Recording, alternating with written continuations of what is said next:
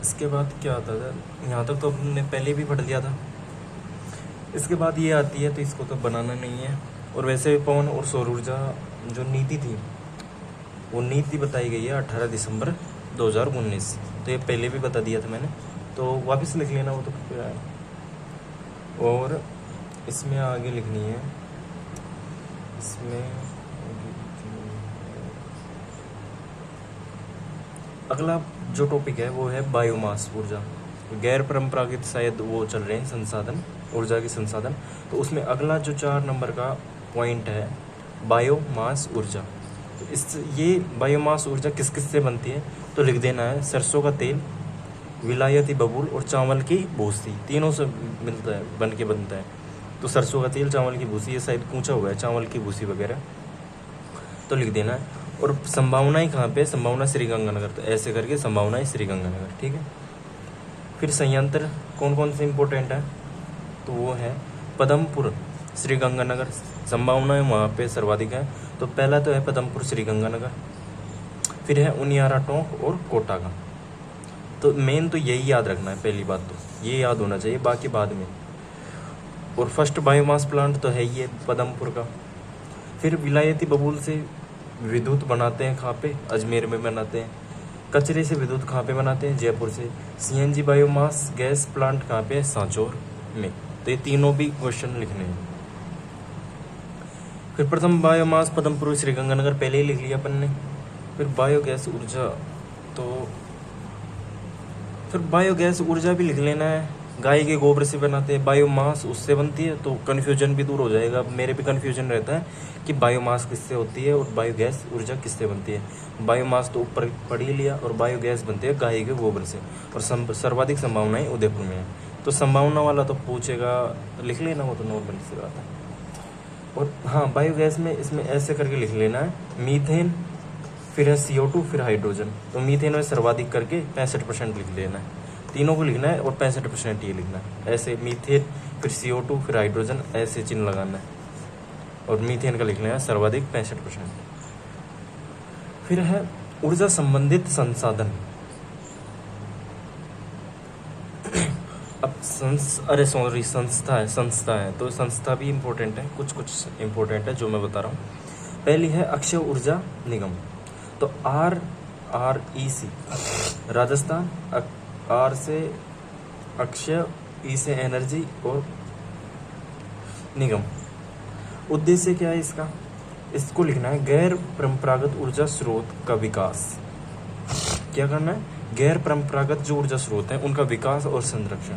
तो लिख देना है इसके आगे गैर ऊर्जा परंपरागत स्रोत। वो पूछता है क्वेश्चन में कि गैर ऊर्जा परंपरागत स्रोत के विकास के लिए कौन सी संस्था है, तो अक्षय ऊर्जा निगम आता है, इसमें क्वेश्चन आता है इसमें। तो ये एक लाइन यहाँ पे लिखनी है।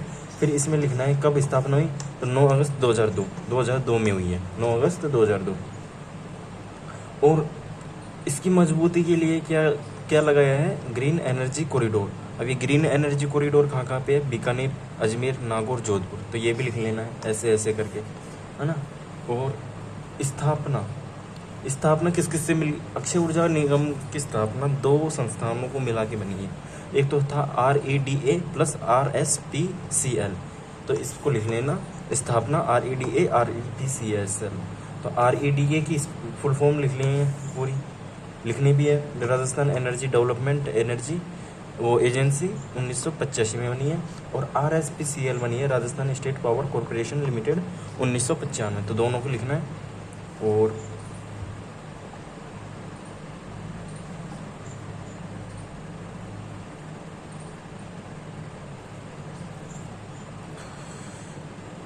ऊर्जा संबंधी योजनाएं,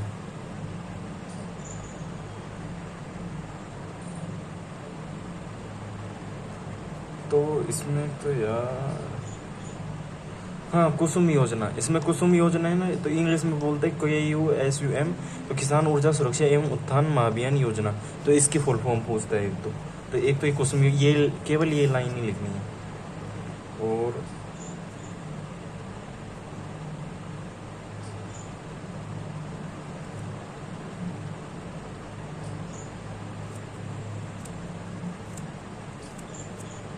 एक लिखो तो ये लिख लिया ना, मुख्यमंत्री किसान मित्र ऊर्जा योजना 2021 की है, केवल 2021 की। इसमें क्या है, निःशुल्क बिजली योजना, यानी बिजली योजना जो अपने फ्री में बिजली आती है ना, वो है।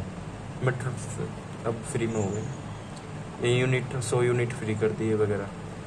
फिर है पीएम सूर्य घर मुफ्त बिजली योजना, वो तो थी जो पीछे आ रही थी ना किसान योजना, वो तो थी फसल के लिए, फसल की मोटर जो चलाते हैं उसमें योगदान था, फ्री में मुफ्त में निःशुल्क। और ये सूर्य घर मुफ्त बिजली योजना में है ना, इसमें 300 यूनिट तक मुफ्त बिजली, और आई थी 13 फरवरी 2024 की आई थी, वो 2022 की है।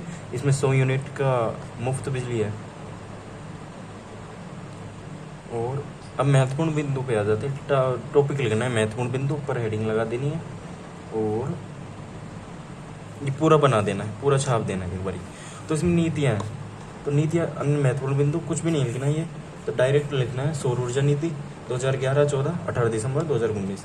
फर्स्ट ये पूछेगा पहली सौर ऊर्जा नीति है 2011, नवीनतम सौर ऊर्जा नीति है 18 दिसंबर 2019।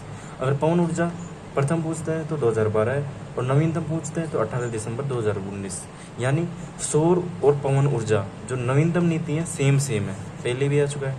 फिर अक्षय ऊर्जा नीति, ये है अपने नवीनतम शायद 6 अक्टूबर 2023 को। तो बस इतना ही लिखना है, ये नहीं लिखना। फिर बायोमास नीति 2010 और 2023, और ग्रीन हाइड्रोजन नीति ये तो ये तो याद होनी चाहिए। और ये अक्षय ऊर्जा की नीति, तो ये बाकी तो मत लिखना चाहिए।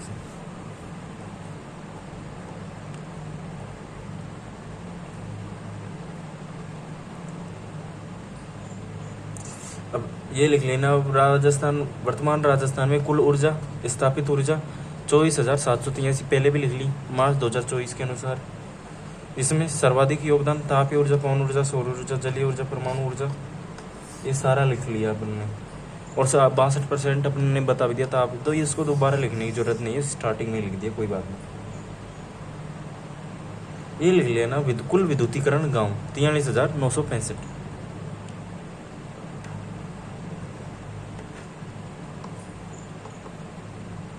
एक ये भी लिख लेना, राजस्थान में कुल स्थापित विद्युत क्षमता में जो परंपरागत ऊर्जा का योगदान है वो 78 यानी 80% के लगभग है, 80% के लगभग ये है। और अक्षय या नवीनीकरण ऊर्जा का योगदान है 20% के लगभग। और सर्वाधिक वृद्धि, ये पता नहीं क्या लिख रखा है, साफ दिखाई भी नहीं दे रहा। 14 दिसंबर अपने पहले भी लिख लिया, ऊर्जा संरक्षण दिवस। और एक अक्षय ऊर्जा दिवस को भी लिख लेना है, ये तो बुक में से दिखाई देगा, इसमें से दिखाई नहीं दे रहा ना। तो जनगणना अपन ने पहले ही पढ़ी। चलो तो ये टॉपिक हो गया, अब नया टॉपिक लेके आएंगे बाद में।